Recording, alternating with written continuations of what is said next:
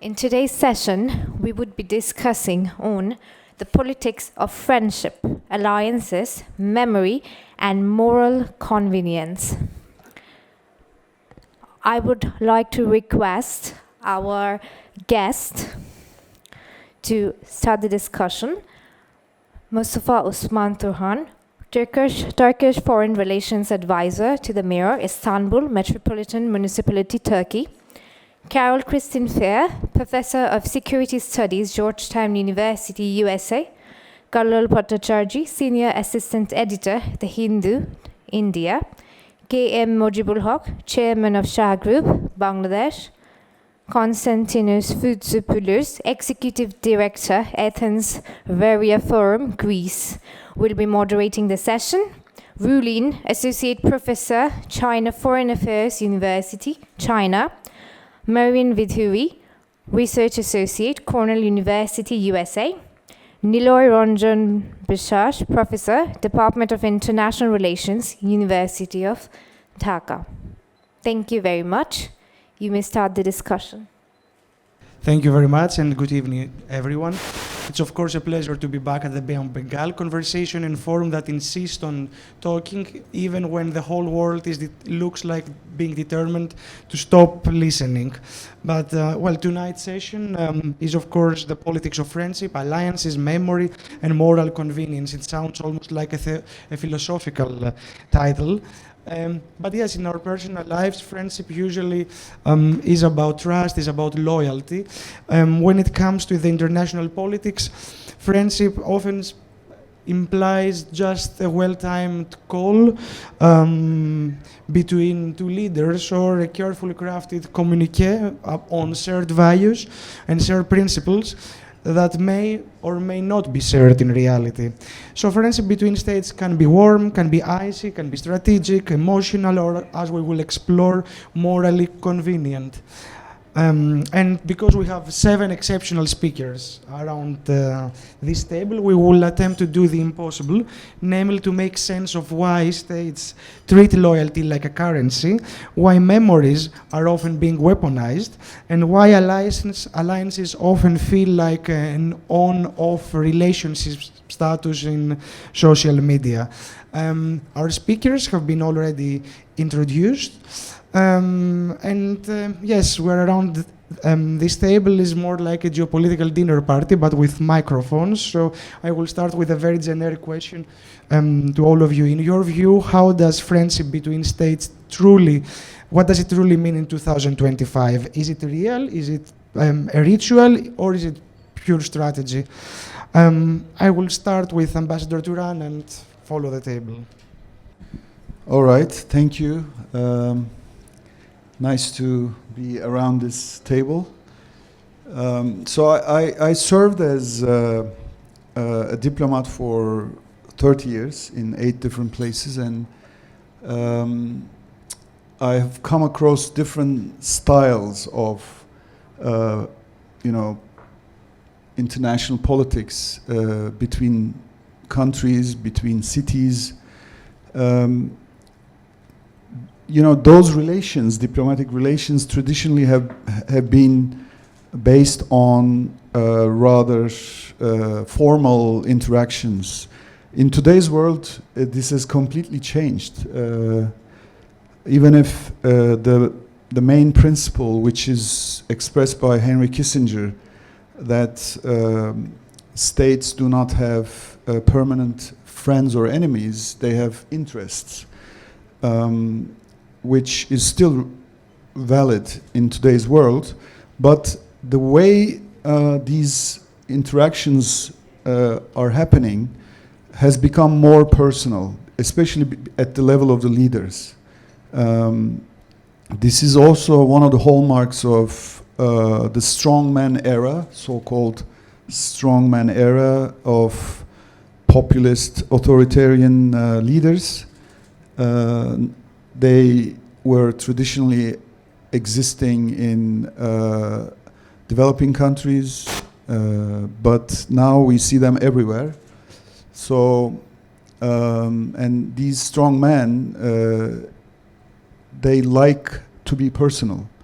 They like to look like personal and very affectionate towards each other, and they also look like not very affectionate towards others that they don't they don't like. So this is very strange for me as a diplomat to see and observe how things have changed in diplomacy among leaders, because it seems to me that affection and friendship rhetoric is a strategy, or looks like a strategy to soften your partner, sort of draw the lines in a very thick way between those you cooperate with and those you compete with, or even those you antagonize with. So there are like black and white sort of areas in which politics is made, especially I'm talking about international politics, obviously. And when alliances are built, in the past, alliances were more permanent, or not permanent, but more, they lived longer than today. And what we see today is a very fluid, transactional relationship rather than traditional alliance model. Countries do agree on certain things, and one day and the next day you see that they may be like disagreeing with many other things. The current very good example of this is this tariff sort of war or tariff competition. You see that tariffs are raised one day, the other day they are lowered. So it's very a volatile, unexpected world because of this transactional way to do politics at the international level, and this makes it really difficult to build alliances. If there are any alliances, they are temporary, they are thematic, they are like mini alliances rather than alliances like NATO. And those alliances, the ones that are long-standing, they are also cracking down in a way. There are certain serious disagreements within those alliances. So all of this makes it very difficult for diplomats, I would say, traditional or professional diplomats, and we see a lot of non-career ambassadors or diplomats being appointed to important positions to fit in this picture. So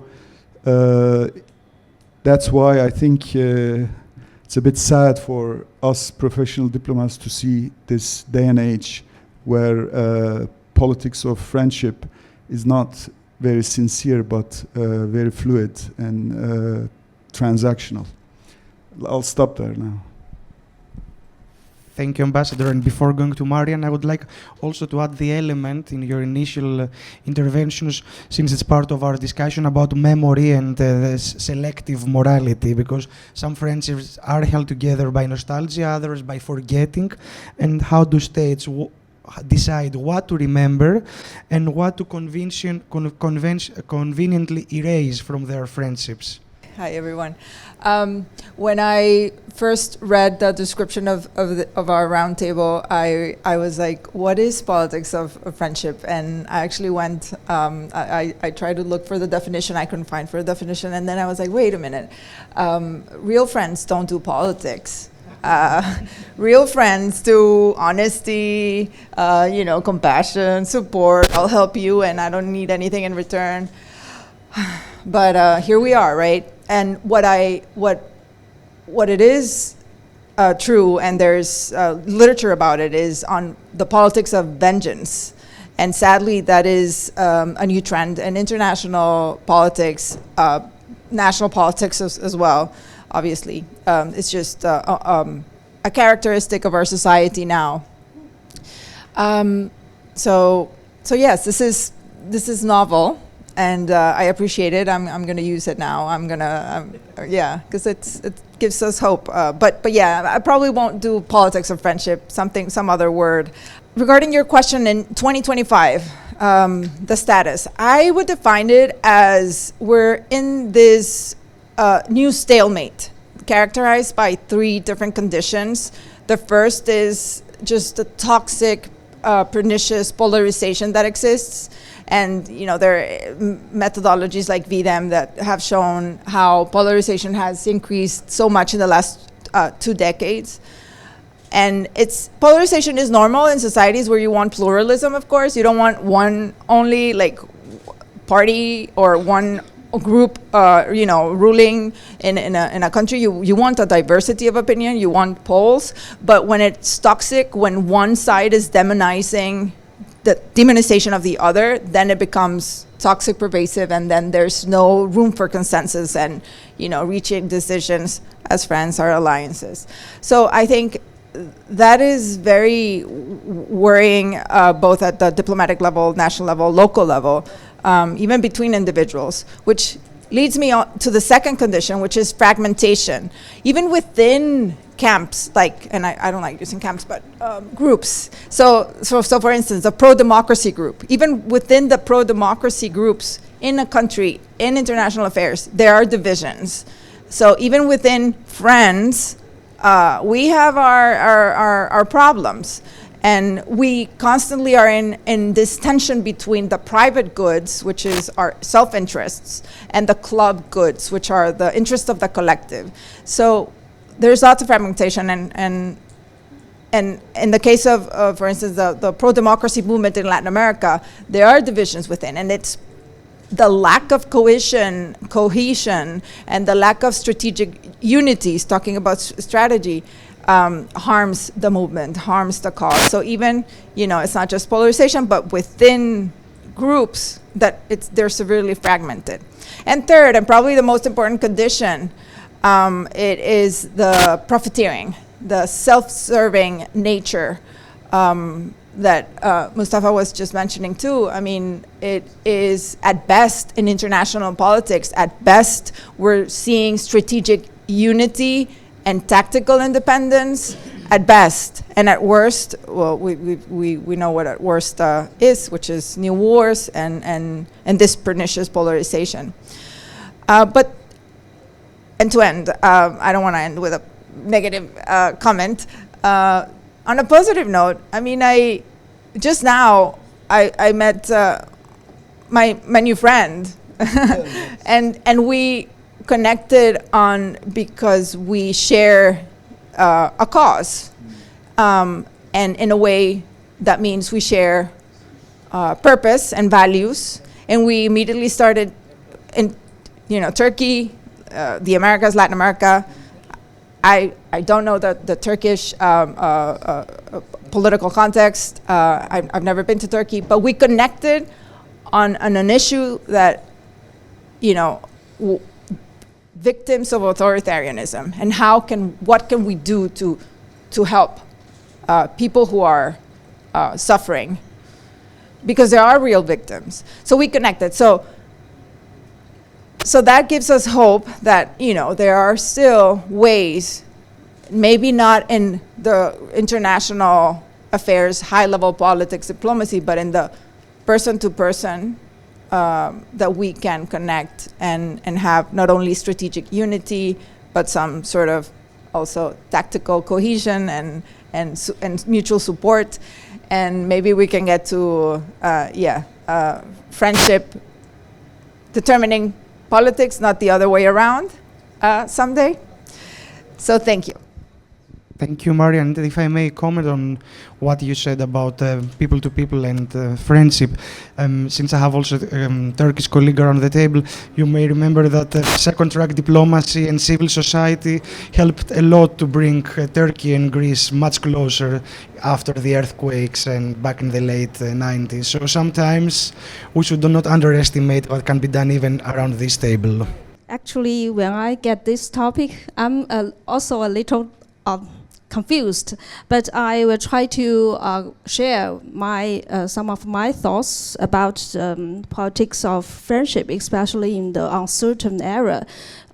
Because when the purpose we talk about this topic, I think we should start with how we understand the changing world, right? Because all happens under this background. Ambassador, you just mentioned this is the era of strong person leadership, right?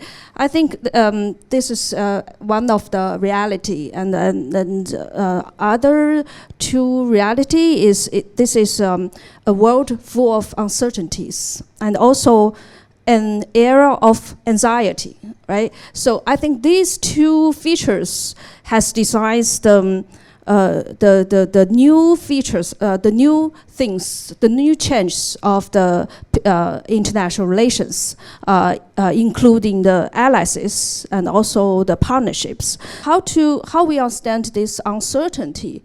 One thing is happening is power shift, right? Including China, India, and America, and also global South and West, and also the developed countries and the developing countries. So this power shift is happening. So which bring about a lot of uncertainties and changing things, turbulence. And also the second one I would like to say is the social media.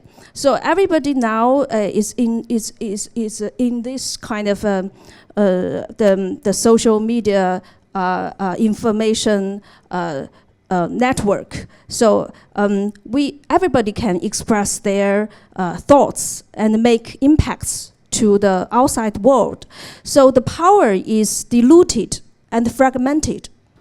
In the past, when we see post-Cold War, U.S. is the #1 power, so it can dominate many international organizations and also business markets and also many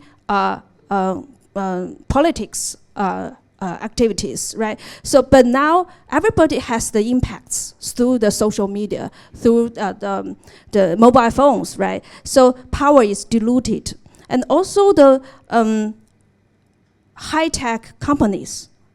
For example, Musk's salary exceeds the GDP of over 90% countries. So they can make more impacts to the world, including politics, including the partnerships and also the alliances. So I think this power has fragmented, which make people to people and nations to nation are very difficult, and their relations become complex, and the intention is uncertain. It's very difficult to understand and to know very well. So this comes the crisis of the trust. Not only the crisis of trust in the country, in many countries, between different interest groups, people and governments, and also among different countries. So this is a kind of thing about uncertainty, and also the anxiety. The U.S. I think is one of the example, because now is the domestic political polarity is very serious, right? And is actually damaging is kind of a reputation of democracy in the world, right? And also has damaging its ability of foreign policy. So I think this is and U.S. put China as its #1 competitor, and it has started the trade war, the tariff war to many countries, not only China, right? Also to Bangladesh. So this is a representation of U.S. Anxiety. And this has bring a lot of implications to other countries, and also to the market, to the business world. for example, the supply chain reconstruction. This makes a lot of complicated outcomes, right? So I think this is an area of anxiety and uncertainty. So how we can respond? So most of the countries, including the big ones and the small ones, have to adjust this changing world, this new reality. So I think for everyone, we have to be more pragmatic to adjust to these fluid relations and to adopt a diversified strategy. I'll stop here. Thank you. We'll definitely keep the term you mentioned, era of anxiety. I don't think it will be more accurate than what we're living these days. We'll go to the other side of the table, Niloy. Thank you so much. I'm audible, I guess. Great opportunity, thank you so much. And also I have had the opportunity to listen the three experts on the friendship. It's actually a very curious word, indeed. Like, curious in the sense like it's very subjective, how you explain this friendship we are talking about. It depends on also like what is my own philosophical orientation. If I am a Machiavellian, of course the first, and already the Henry Kissinger's reference is here. So, there is no permanent friend. Very Machiavellian, realist, positivist approach. But also, there is another one. Many would wrongly interpret that Chanakya Kautilya in this region is also a Machiavellian. Unfortunately, he is not. But he also mentioned, for example, enemy's enemy is a friend, which is just one side of it. Many people say that that's the entire Kautilya, but that's not entire Kautilya, right? So he has many other ways of saying like who is a friend. It's a Matsanaya situation, anarchy, and so on and so forth. So what should states do? And states in the pre-modern state format. So we are talking about post-1648 friendship of the states, and that is one view of the international relations. Because obviously in the 21st century, it's not only about states, and sometimes post-states relationship matters a lot. We do not need to forget, and of course it's an European example, when we talk about the inception of European Union, it's basically started from a coal and steel community. It's not even the entire state.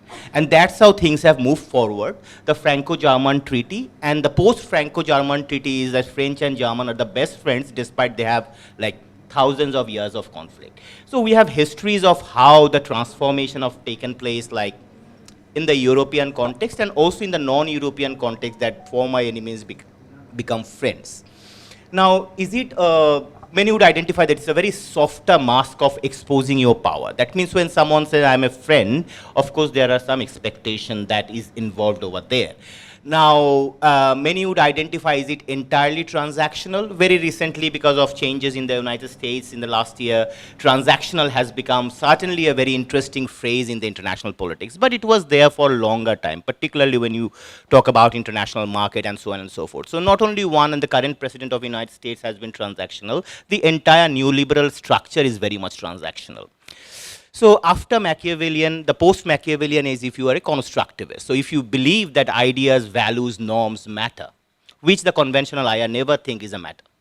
Because they think like sovereignty is an issue, like state sovereignty needs to be protected in an anarchy system. So we have come out of that, it's more international society. UN has established, despite its lot of lackings and so on and so forth. So if you are a constructivist and you believe that values matter, then of course civilizational friends are issues. That's an interesting term. We call, like, for example, like when we talk about South Asia, India is a civilizational friend and histories. Like, but unfortunately, in the modern state structure, we remember last 75 years between India and Pakistan, and we forget that, that 1,000 years we were the same country. So that brings the point of when we're talking about selective amnesia, selective friendship, and we forget because we forget for convenience, and we remember the thing for our own present convenience as well. Like, what is the current national interest? Now, national interest, as I'm a student of IR, so it's according to the Machiavellian and the post-Machiavellian ones are very fixed. But unfortunately, the others, the critical theories say that national interest is also constructed. Therefore, we prepare national interest and create friends and enemies based on the particular moment. So time and space are also very important. We need to think of that which time we are talking of. So France and Germany, histories before, pre-Second World War and post-Second World War, you know, the formation of European Union has transformed Europe. So the friends who were fighting wars years after year has become very close friends, and EU has become an example beyond the state that what is a regional cooperation in that context. So since we are in the Bay of Bengal, so I'd spend like 30 seconds and I'd stop my first speech to say about like who are friends and enemies in the Bay of Bengal. Very complicated questions. We'll probably never come up with an argument or like a complete answer, even if we research for next 10 years. But again, you can bring the issues of like civilizational friends, friends with benefits, friends for particular issues, and friends of crisis and so on and so forth. But very interestingly, since many are talking, and if you follow Munich Security Conference, since I teach security studies in international relations, that's my kind of like area of interest. So Munich Security Conference 2024 report was that, kind of like a double standard, and they're questioning the double standard of the neoliberal world order. And it's coming from Germany, and all the big state leaders and civil society members are joining in to discuss international security. And the point was that during, after the Cold War, the major bondage of becoming friendships was neoliberal world order. And now after almost, more than 20 years, we are thinking that that bondage is no more working. So is it a post-neoliberal world order? That question was asked in the Munich Security Conference, and I really admire the courage. But the issue is what is next. So what philosophical tie is basically a significant bond which will help for the states to become friends? That I think we need to. And if you think that no, there is no need of any particular philosophical or ideological issues for bondages, then it would be, of course, transactional. I might be wrong, but that's probably a question. Thank you. Thank you very much. And I would like to add, before we go to our next speaker, actually add here also the element of the business community, and how do you see the friendship between states measured more in political statements or in trade flows and investments? Thank you very much. Actually, I'm here very tiny, you understand. I'm from the private sector, all the professors, diplomats around me. But I will just focus on a different perspective. Of course, you said the business, of course, we'll highlight the business. Actually, political friendship is matters. I had the opportunity to be inside the politics once.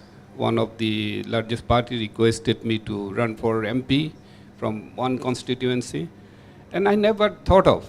But because of the situation she requested me to go for, I said, no, I'm not that guy. Because the politics here and all over the world, yes, there was a value of political friendship, yes. Because alliance and political friendship help us to become the independence, Bangladesh. Because that time there was alliance, non-aligned movements also we saw, because we was young. In political friendship is matters. But when you can have a positivity into the political friendship is the leadership. I'm also working with a platform called a Leader for a Future Better World, the Leader for a Better World. And this is my, really, this is my passion, and I'm working on it since 1986. That why we are having all those issues day by day. And according to my understanding, I can define that leadership is having the crisis to maintain the political friendships. Even leader, even if you see the family level, because even a community level, it matters on the leadership. What I would like to say that when I was in a politics for a short period of time, I don't like to mention the year now, and I have the experience, The friendship you need, as Mr. Niloy and said, that value, absence of value. Also, I have seen another very interesting thing into the politics, the sincerity, honesty, also absence there. Because for friendship, we would like to have a friendship, but our approach has to be very sincere and honest approach. For personal level friendship to the political and national and international level politics also. These are the two major things. One is the leadership, the leader can, according to the leadership concept, who is the leader? He is the leader who can admit his mistake. The last line in the moral convenience, who understand the moral convenience, he believe on the alliance, and who recognize the memory. The answer is all here. Total answer is here. What I would like to say, the political friendship can contribute towards the world peace. We had the political alliances. If you see even Second World War, if you refer back to that, because of the alliances, because they found that no, we have to form an alliance and we have to resist these issues. And they have successfully formed the alliance and resisted these issues, and we got the peace back. What is the matters in the politics? As present context, as you said, and Ms. Wanlin also says few things, that in present context, there is the values of leadership before 40 years and values of leadership now is different. As Professor said, that we used to be together 1,000 years, but now we cannot stay together. What's wrong? We had the SARC also, Southeast Asian Regional Associations, but it is not there. If I refer to I would like to name the America. America matters, whoever you say. But I used to be in America, a couple of them in 86, 91, 93 for different purpose. And America used to, uphold all the values. I don't like to specify. And leadership used to understand these values. But if you bring one guy out of the career politics, ambassador says you have a lot of non-career ambassador is appointed by the political regime, and there is the career ambassador and career diplomat and non-career diplomat have different approach. The country like America, which America choose a leader out of the career politicians, of course you cannot expect the political approach from him or her.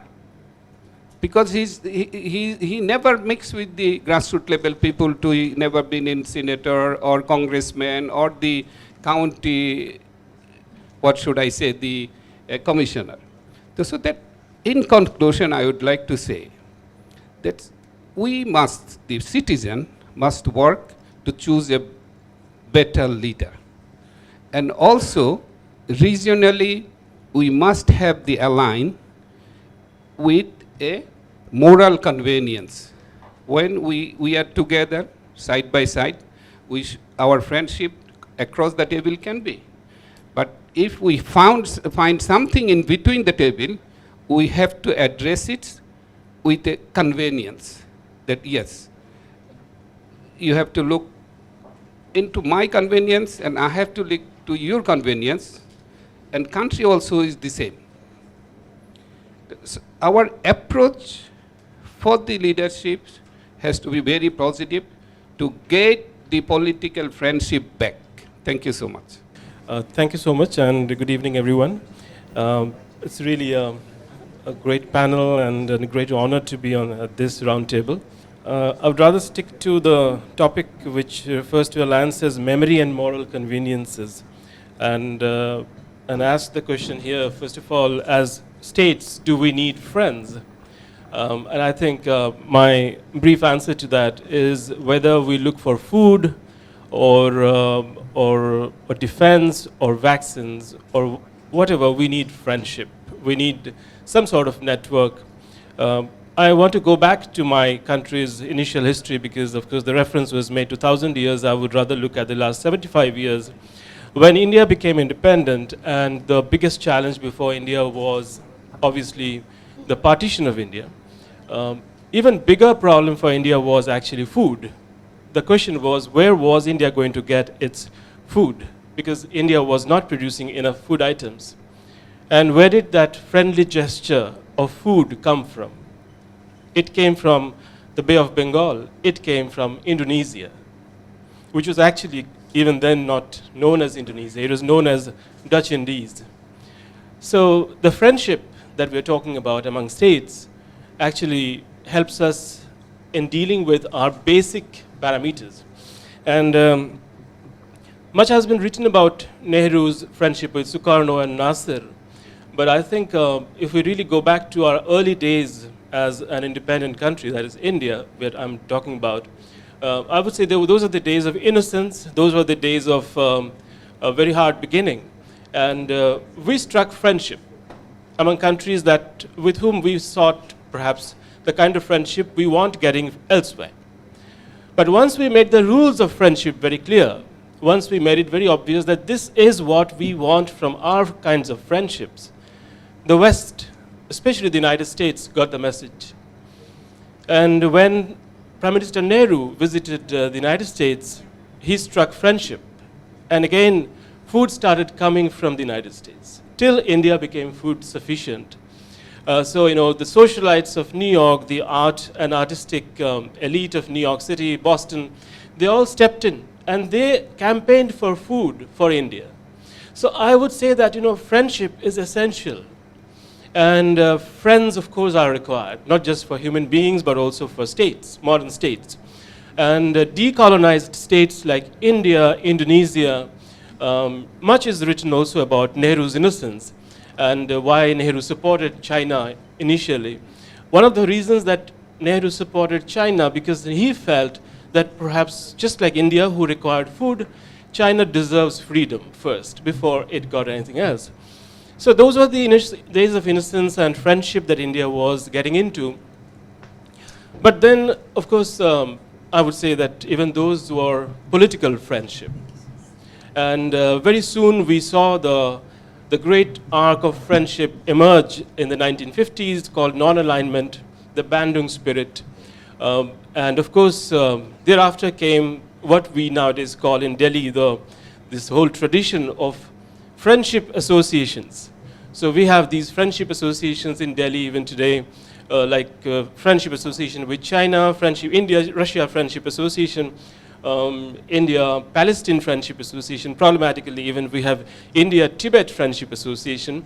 So we have all sorts of friendship associations in India. But then, as these friendships started maturing, we also started seeing the issue of, I would say, realpolitik and pragmatism. And there came this epoch or the era of Indo-Soviet Friendship Treaty. And I also remind this particular country was born because of that particular friendship treaty. And soon after Bangladesh was born, one of the great acts of friendship that India received, again, it could be historically problematic from today's point of view, but no denying that fact, that in 1972, India and Bangladesh got into a friendship treaty for 25 years. And of course, we'll talk about moral convenience later as well, but by the time that friendship treaty turned 25, and that treaty was not revived. And guess who was the prime minister at that time? It was the same prime minister who was overthrown last year. In 1997, Sheikh Hasina was on her first term as the prime minister, and India and Bangladesh, despite being best of friends in her first term, failed to revive the 25 years old friendship treaty. So countries, of course, have memory, and they, of course, get into alliances and bilateral and multilateral treaties, coming all the way down to, say, Quad.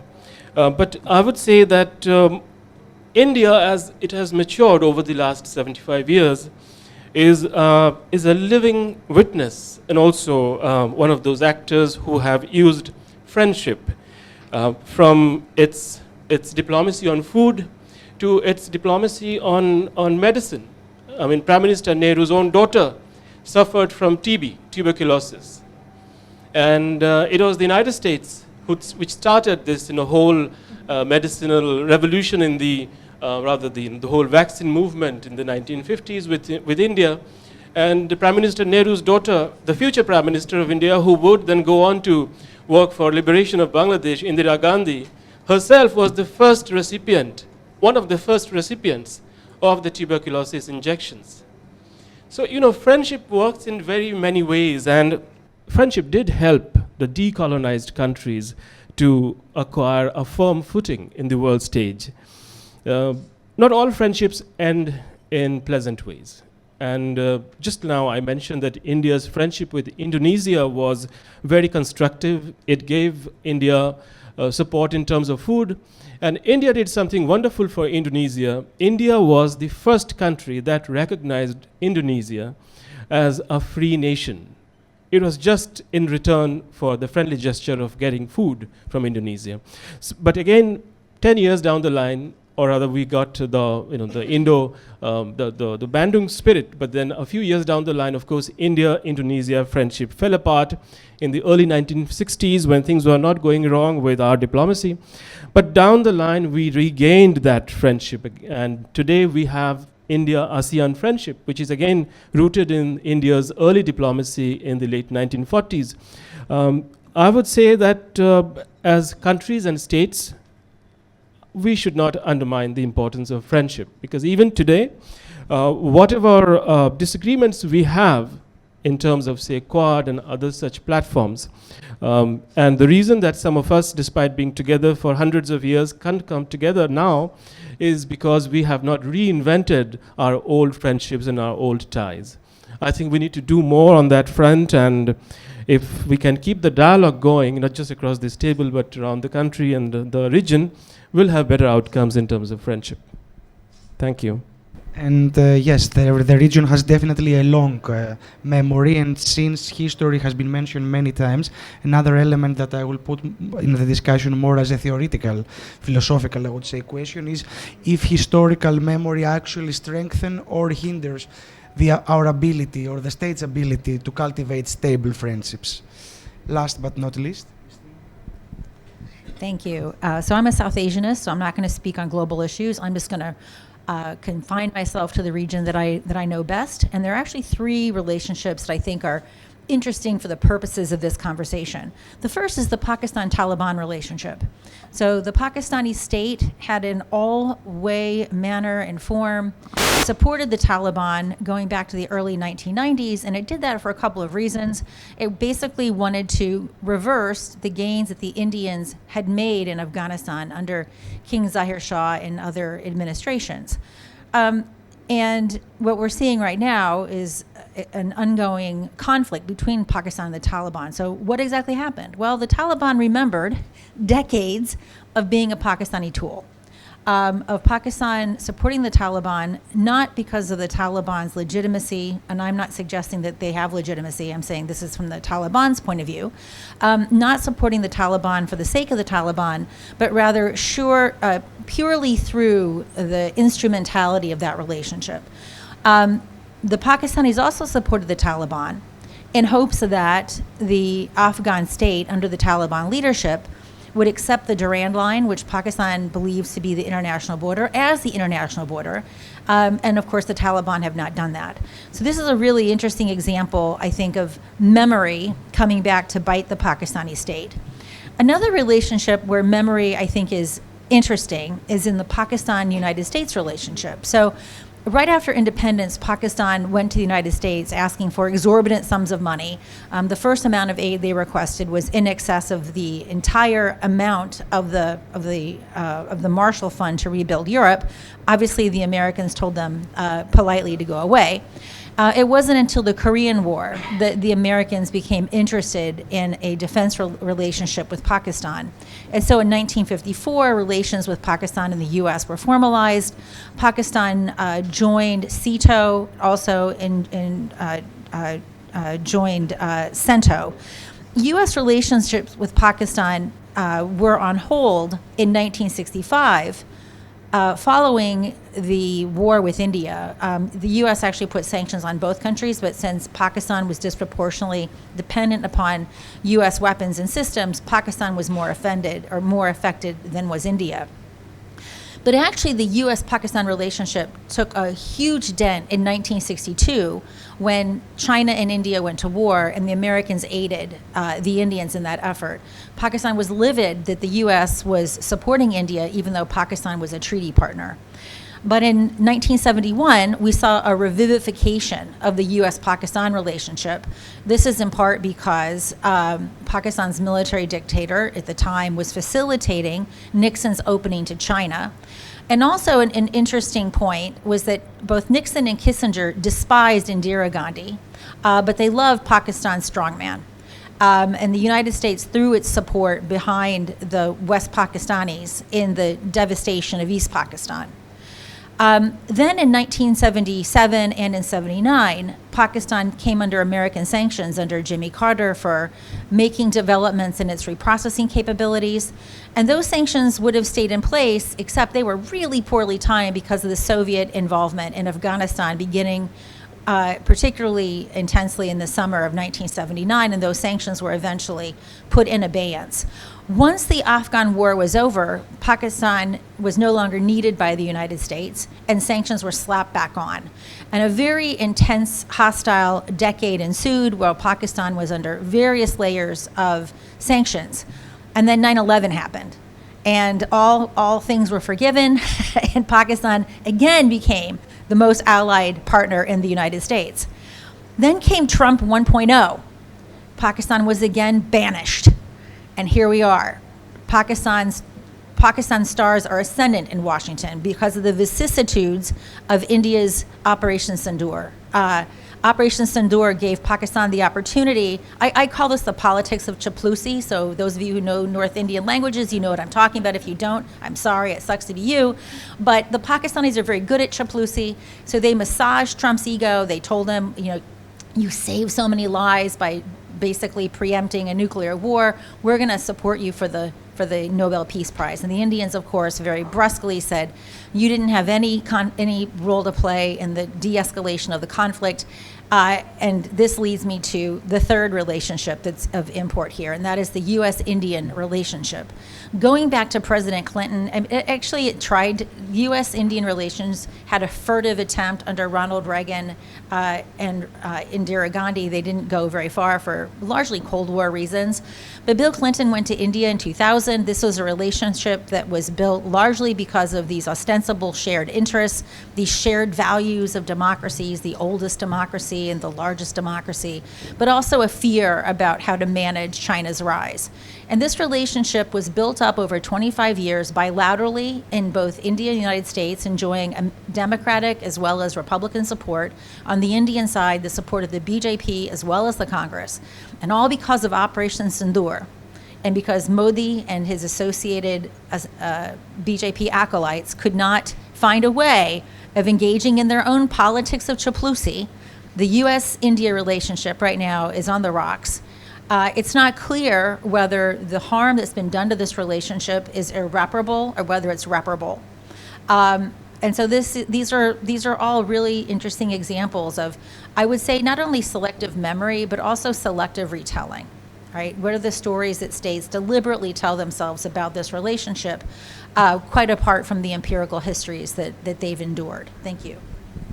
Thank you very much. And I will add something starting from your last point.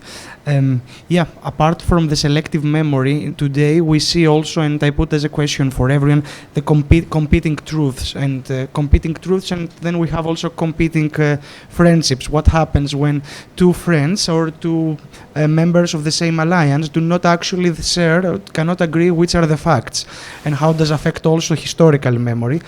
But before go to a new round of answers, I think it would be nice, since we have something less than 40 minutes, to take 1-2 questions also from the audience and give each speaker the chance for a new round of answers. Any questions? After listening these deep and profound conversations, as the paradigm of politics of friendship has shifted in this era of anxiety and contingent situation, can we rethink the very idea of friendship with respect to post-nationalist trend or post-nation state trend? Or should we still be continuing to discuss politics of friendship only in light of realpolitik or say self-interest theory? Especially in the case of rise of global south, do we feel necessity to reset, rebuild the model of friendship in a different way? Is there any possible way to build friendship not only just between states, rather between people to people across the borders? Thank you. Good afternoon.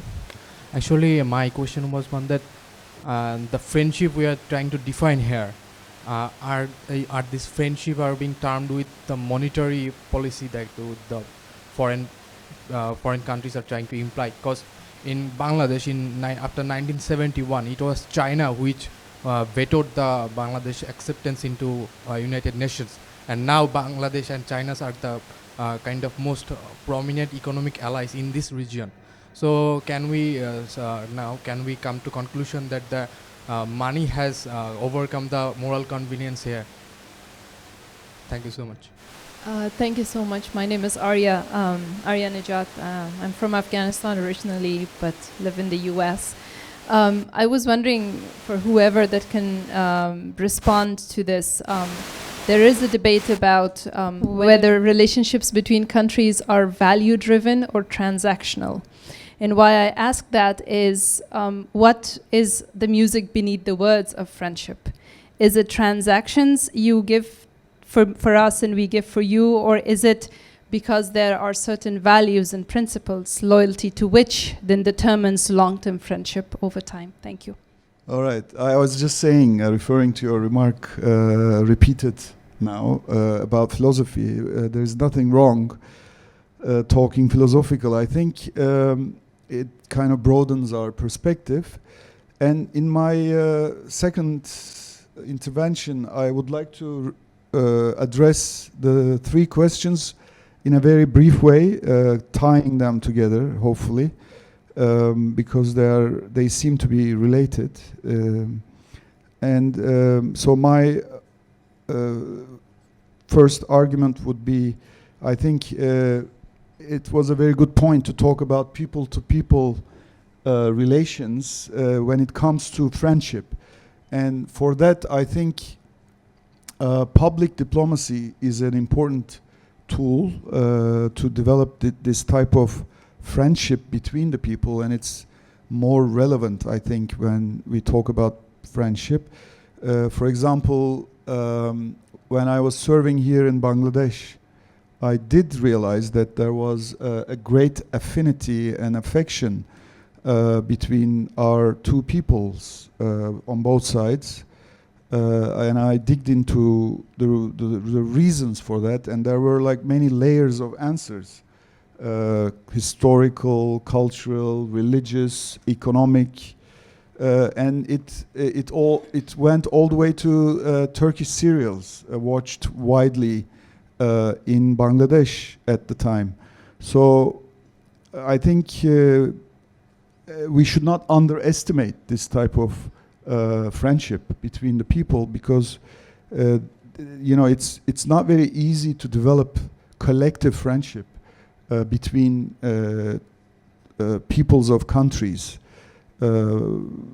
So I think it's a really important basis for developing friendship or good relations, let's say, between governments and countries.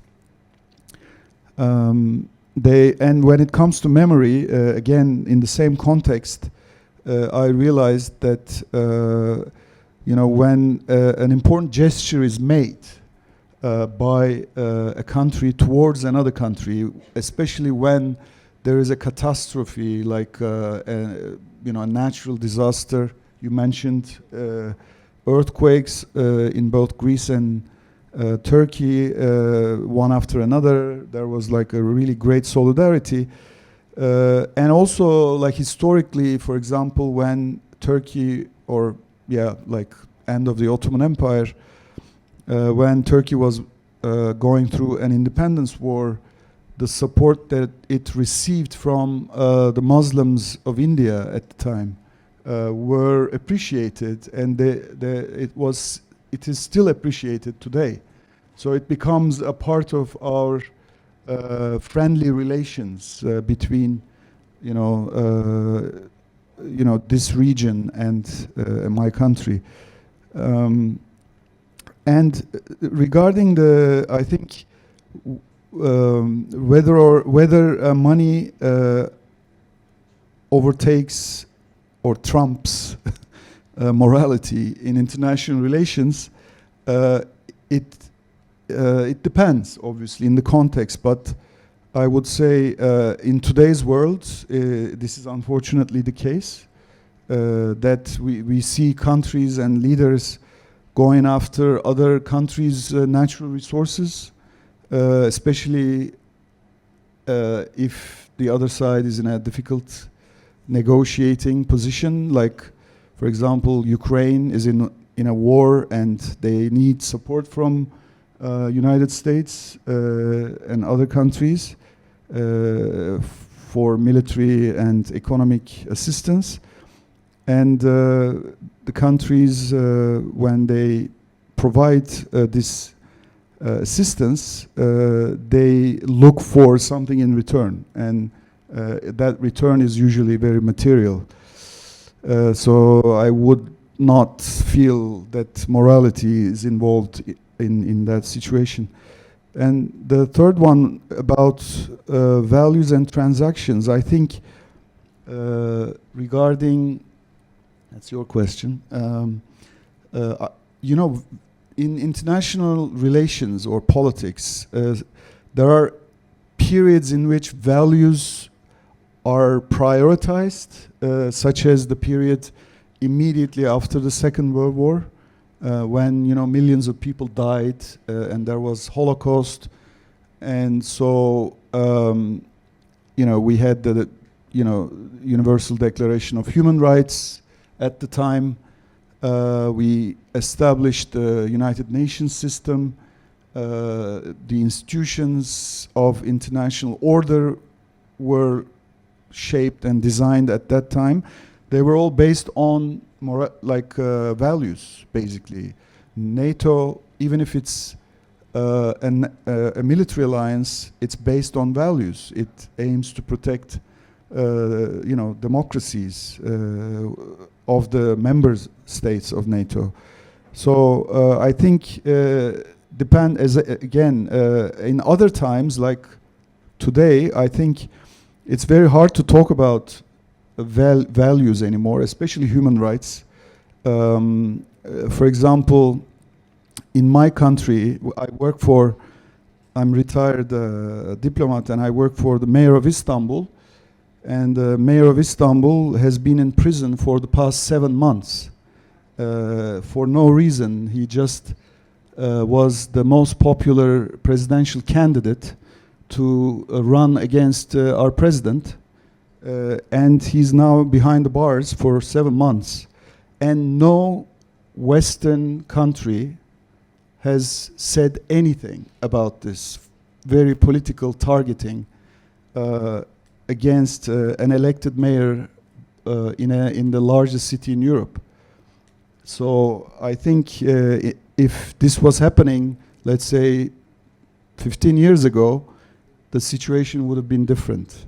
Like, there would be declarations of solidarity by the governments, and criticism of the unlawful practices which are not in compliance with the conventions and agreements that my country has been a party to, especially the European Convention of Human Rights and other international law provisions. So in today's world, unfortunately, it's very hard to talk about values and integrity in international relations. I'll stop there, I think. Hello again. Um, I'm a realist, but I think I'm an optimist as well. So politics is, I think, the best definition that I heard from one of my supervisors. My previous job, I worked 12 years at a multilateral political organization. And he used to say that politics is a meat grinder. And I think it is. And here I'm going to tell you a story. I remember there was this ambassador that from our group we really disliked. Really disliked. I never actually talked to him one-on-one, but I really disliked him because of the positions that he was taking, because of the things that he was saying. And one time in a Zoom meeting, because it was right after the pandemic, he cut off a woman ambassador when she was speaking, and that really made me dislike him even more. But then time passed, I quit my job, and I got the opportunity to actually talk to him. And now we're very good friends. And that taught me a lesson. First, that judgment decreases with distance, no? And because when we're in politics and we're wrapped up in the political game, it's very easy to fall into groupthink and also confirmation bias. No, oh, I don't like him. Yes, I don't like him. And then you know, within your group, you start building up, and then polarization just gets worse and worse. And the possibility of actually striking a conversation and actually like connecting, like I said yesterday or today, I'm so confused with what day it is today, but connecting on a human level. He actually told me afterwards that the reason why he had cut off the woman in that Zoom meeting, that, well, he's from an older generation. He was having a hard time figuring out Zoom. And he was actually in the Caribbean, in his home country. And he had no help. Usually he has, you know, the embassy staff helping him. And so he made a mistake. And I just immediately like went from A to B and like judged him. So there is a possibility of you know, building trust. But it is tricky when you are in the political game, because this is after the fact that we weren't actually working in the same political organization. And Lynn mentioned something, trust. The levels of trust are super low. And it's the era of low interpersonal trust. It's incredible how, it's very sad to see when the surveys that they come up with, global surveys, and Latin America is the region with the lowest interpersonal trust. I think Brazil is the #1 lowest with 15%. So people don't trust their neighbors, and so how the building blocks, the most micro mini building blocks, are flawed. How can you expect the diplomatic, political level to work? So there we have to pay attention. How do we build? And I think Silur mentioned it in his initial speech, and I like how he framed it, the community of trust, like this, the Bay of Bengal conversation. We're trying to build a community of trust where we decrease the distance, no? So that we can decrease the judgment, so that we can build friendship. And I'll give you one example, and then I'll stop, that I think responds to some of the questions and also to the issue of memory. In Latin America, after 9/11, there was this bloc of countries that was formed called ALBA, and it was promoted. The founder was the former president of Venezuela, Hugo Chavez. And it was a community of friends that were generally more left-leaning, anti-American. And it was after 9/11 that this was possible because, well, the US left a vacuum, a power vacuum in the region, that Hugo Chavez, with lots of resources from oil revenues, he could sponsor, fund, right? And you mentioned something about when countries need help. So the Caribbean countries needed help with all of the hurricanes, and Venezuela was the first one to be there to help them. And that loyalty was, that bond, they still remember that. But of course, Alba, the glue that made Alba stick together was not, and again, this comes my realist mind. It wasn't like, I like you, we're friends, yay, let's get together, we're anti-American, like we share values. No. It was oil diplomacy. You know, you come to my club, and I'll give you a special price for the oil, and then we're friends. And then this bond is super strong. The other bond that is super strong with friends is corruption. And this I saw so clearly firsthand.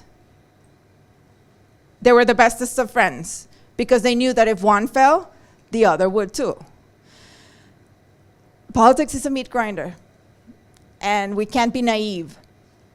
But we can be we can try. We can be optimists, and we can try to build trust, and we can try to be constructive, because obviously we don't want to contribute to the levels of polarization and the levels of low trust. We don't want that kind of world. So you said something, and this, I'll end with this, that you know, we were the liberal international order, the value system, constructivism.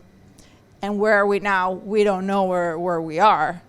But we have the opportunity to rethink and redesign it, whether we're going to do it in negative light or in a positive light. We have the choice how we build narratives and memories, like the bad guys, the authoritarians, the age of the strongmen. They manage narratives so well, so well. And we have to learn a little bit from that too. We have to learn a little bit from that in a constructive way. No? So there comes my optimist side. I don't have a definite answer, but just some thoughts. Thank you for your questions. I will maybe respond to the question of China-Bangladesh relations. Actually, you asked the question with which is important, the money or the moral confidence. I think China-Bangladesh, this example doesn't prove which is better. I think this example proves that friendship cannot be taken for granted. It should be developed, cultivated, and I think it's people based, which means when people are beneficial from these relations, from this friendship can be cultivated, can be solid.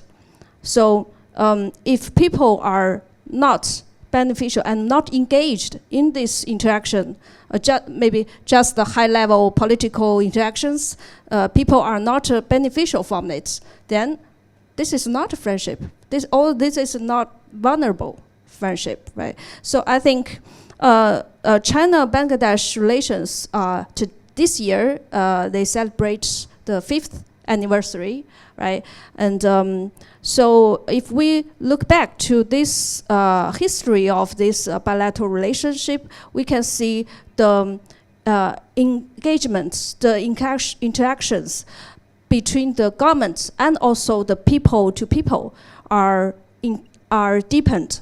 You know, I have a number now. The Chinese companies are more than 270, and I talked to them. Some of them are staying here for more than 20 years. Some of them leave their family in China, but they insist to stay here. After they completed the infrastructure project, they still stay here. I asked them why. They said, because I like this country, and I think this country is full of opportunities. I have a lot of hope of development. So they think of not only money, but also they have the emotion, has the memories. You know, memories not just exist between countries, but also with the people. So I think people is the most important core of the friendship. So when we academia and the businessmen and also the think tanks, the politicians are talking about friendship, we should focus on what are people engaging, what's their role in this bilateral relations, how we can cultivate our relations into a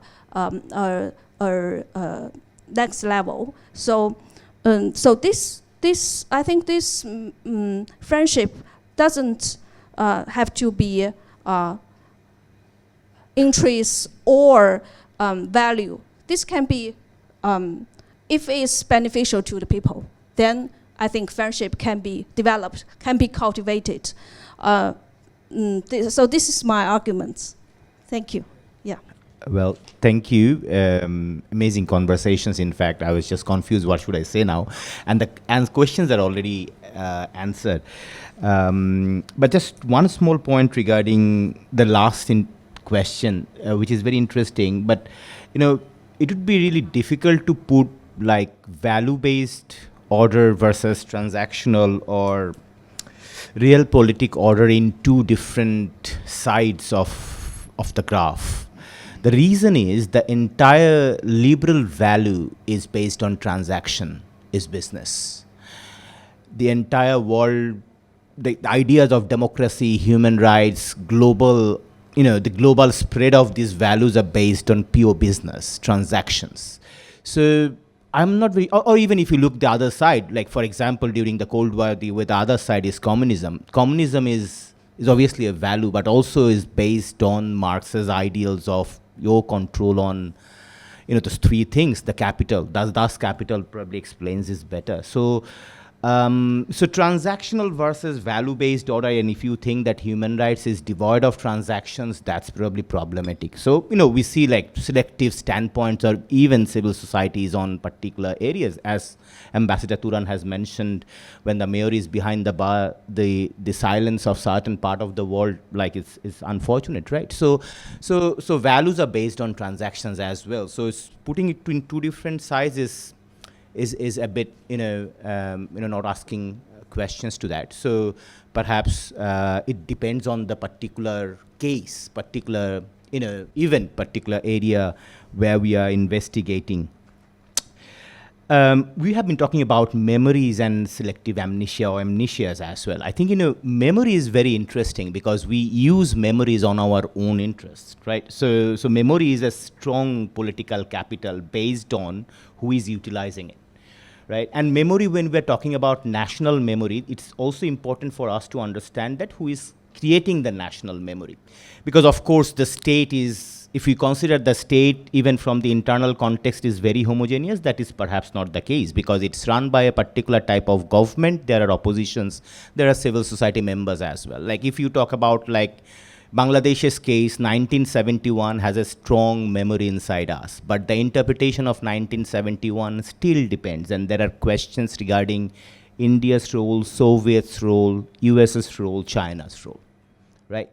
So memory depends on, and we have experienced being a Bangladeshi during different regime, how the memory has been cultivated, evolved, changed, distorted, and therefore, things, the narratives has been created. So memory has always been utilized as a political capital to create friendship. And similarly, forgetting. I mean, forgetting is also very important and it's convenient. I mean, just think about the horrifying memories of the Second World War or any conflict. Like if the people, the victims and their future generations do not forget, or the selective amnesia of the case, it would have been a severe mental trauma for generations and after generations. So memories and traumas and amnesias are important concepts in genocidal studies as well. So we forget things for our own convenience. So that's very important. So we forget that we were friends, going back to the point that we mentioned in South Asia, because a famous professor, political psychologist, Professor Ashish Nondi once told that in South Asia, we try to identify ourselves as we are not the others. Like, I'm not Pakistani. I do not say how Bangladeshi I am. So I am not Indian. So Indians say I am not a Pakistani. They don't say how Indian I am. So it's Professor Ashish Nundi's speech is very significant. I mean, I loved it when I teach South Asia course. This is my first lecture. Like, read this piece that who is a South Asian. So we try to identify ourselves how I am not the other. So the construction of self and otherization is also, is part that we, it helps us to understand how we create friends and enemies. So how do we forget our long friendships or historical friendships? And it's based on the recent political strategy. The last point, and I am also optimistic. The problem is if, as a professor, I'm optimistic, then I'm complicit and I'm compliant with the, I have to ask questions. That's why I get money for, right? So, university pays me for that. So, the issue is, I love to be pragmatic. The problem is, can we ask question to this structure? Because there were a few very interesting questions that can we become a people to people and civil society, non-state, and that's the strength of the IR. IR has been evolved as well, and non-states are important, civil society important, individuals important, public diplomacy, people to people. But you see that we could not even avoid a state-to-state war in the 21st century, in the heart, not in the heartland, periphery, depends on if you are a Mackinder student or if you are a normal, So still there is war going on in Europe. Like still there are conflicts going on even after 75 and more than 75 years of UN has been functioning. There are international society, regional organizations, and everyone. So I think there are reasons to ask the questions to what extent we have been progressing beyond the state and very inclusive and accepting diversity. And then, constructing an international society to promote peace and prosperity. And I would really love to keep hopes till the last breath of mine and to think that, once we'll probably see a world free of war, conflict, and full of friendships and everything. And let's hope for the best. Thank you so much. Actually, I'm in the souk between the all intellectuals. Very frankly, I would like to start with the memory. Yes. You may have memory. Say Maria said that the perception was your friend, the ambassador will never be your friend, you don't like him or her, and you end up with the friendship. In fact, specifically, I would like to go back to the leadership again. If the leaders have the credibility to understand his role in respect of humanity, in respect of honesty, empathy, 80% problem is solved. But if he is concentrated on the personal power and capacity, then it is the quotient. As we have discussed the public friendship. Public friendship is really powerful, massive. The individual engagement is very important. Say, for example, my friend is next to me. That's why I'm just sharing my feeling only, not my opinion. Bangladesh have very strong memory with India, and we preserve it. Okay, but when we have the political friendship between the Indian politics and Bangladesh political leaders, the people doesn't have trust on the friendship of the politicians. You got my point? When the people lose the trust on the political friendship, then there is a question. Because both the country will lose from this political friendship. But if we have the trust on the political friendship from the both perspective, then you can gain something. I just last year in this Bay of Bengal conversations, I had the opportunity to interact with the Indian High Commissioner in this hotel. I told him, Excellency, yes, there might have been some issues between the government to government. So why you close the visa for us? Let's people to people open it up. Let thousands of people, millions of people going to India for treatment and other and small and medium trade. And when you block all those things, Let's people open the visa. Let's people interact between themselves, and they will force us to normalize our relationship between India and Bangladesh. And he said, yes, we should work on that. Even yesterday I told him, Excellency, you remember? He said, yes, we are working on it. Now the visa percentage is increased like anything. And one of our friends said that, the memory, you may have bad memory, as the China things has been pointed out. Of course, it's a memory. But this memory can be erased if you have the people-to-people transaction, as Lynn said. Because, as a country, as a citizen of Bangladesh, my urge and my feeling that the region should be stable. Regional cooperation is the most important for us, no matter India and China, because they are the big brother, and their attitude, their empathy, their leadership, their broadness will help us to stay together. And this is our expectations. And we strongly want that let's have the friendship of empathy in the political level. Definitely, we will have peace and stability, and it will help all of us, not only Bangladesh. India will be benefited, and we urge also all the neighbors. Say for example, Bhutan, how much they can react.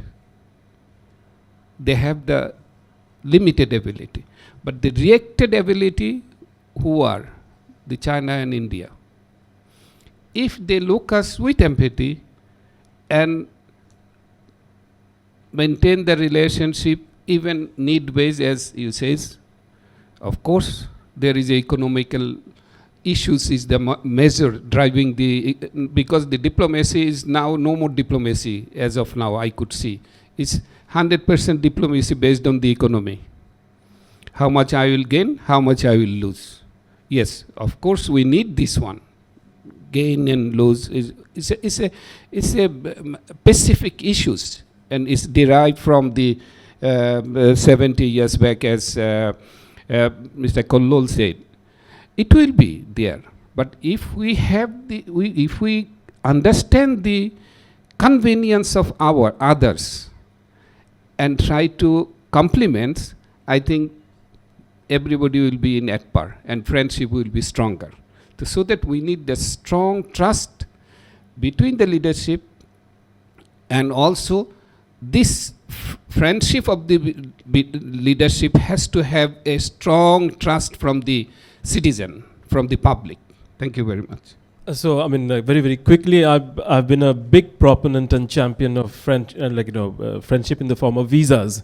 And I've often reported and written that the visas from the Indian side for Bangladesh tourists, which is perhaps the largest number of visas that Indian state issues every year, must be restored. And I continue to report and write on it. And in fact, that was one of the questions that I asked to one of the prominent Indian diplomats in the last 24 hours. I won't name him, you can guess that. So yeah, just a quick answer, because there was a direct, rather a very specific question on China, Bangladesh 1971. I would just like to say that China, Bangladesh, 2025 is dramatically different from China, Bangladesh 1971. Primarily because in 1971, rather in January of 1972, after the war, Bangladesh had around 94,000 Pakistani soldiers on Bangladeshi soil. And the primary concern for Pakistan was to release those 94,000 soldiers. And in order to release those 94,000 soldiers, Pakistan required the intervention of China. And let's also remember that Pakistan at that time was serving a very important role as a mediator between Nixon administration and Mao's China.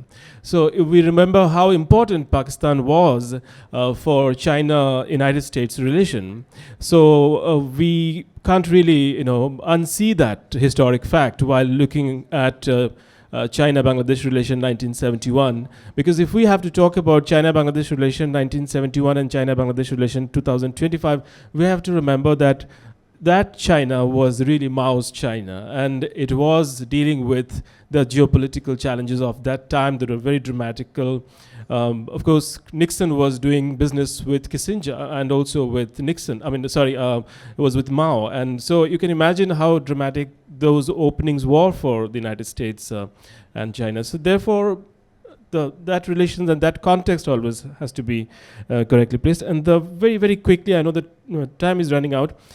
I think as far as values are concerned, international order or international organizations, especially what we are witnessing on our Twitter timeline daily from the two conflict zones that we are watching 24/7, we really have very little expectation from the international order when it comes to values.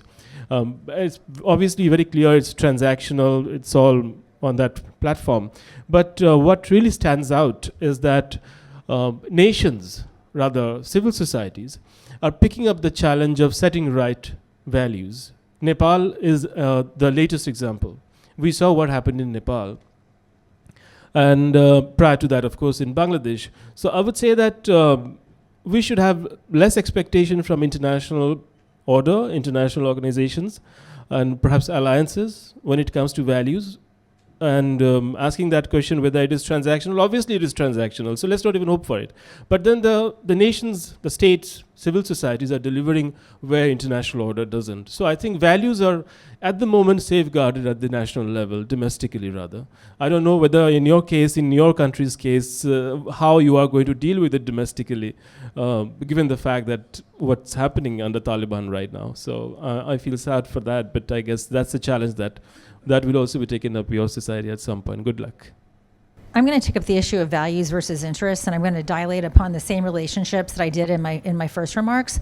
The Pakistan-Taliban relationship, sure, to an extent they shared values, but they didn't share interests, and that relationship lasted for decades. It's only in the last, since the Taliban returned in 2021 that Pakistan-Afghanistan relationships have seriously frayed. On the Pakistan-U.S. relationship, there certainly were no shared values. This was entirely shared interests. And yet that relationship has gone off and on back to the 1950s, and we're back apparently in a period of on, despite, again, no shared interests or no shared values. The U.S.-India relationship is a relationship in which there were both shared values and there were also shared interests. And those shared values and interests have facilitated a very wide array of transactions spanning nuclear cooperation, space cooperation. And yet, despite what would seem to be a very robust relationship built upon shared values and shared interests, it's been undermined by the egos of Trump and Modi. I look at the Afghanistan-United States relationship. We didn't share any values when the United States went into Afghanistan in October of 2001, yet the U.S. stayed there for 20 years, very problematically conceded, but it spent up to $2.3 trillion, and that was largely driven by interests, not values. In the Pakistan-China relationship, which I didn't mention, but which I could have, there's absolutely no shared values between those two countries. This is sheerly transactional. And arguably, the China relationship is the most important relationship in the portfolio of relationships that Pakistan manages. So I don't think there's one thing. I think it's a combination of values, interests, and transactions. Thank you. Thank you very much. We're out of time, as I understand. I will finish with a rhetorical question that has been somehow answered through all the remarks. We spoke a lot about history and the past. It will be interesting to find out, to know one day what history will actually say about our era and how it will read the way that the states choose their friends today. Is it values? Is it loyalty, necessity? Interest, as you said, or just an optimistic or pessimistic interpretation of the realities that we live in. Thank you very much, and I will give the floor back to the organizers. I would like to thank all of the speakers for their valuable insights. Now, before we leave this room, I would like to request the speakers to come in front of the stage for a group photo.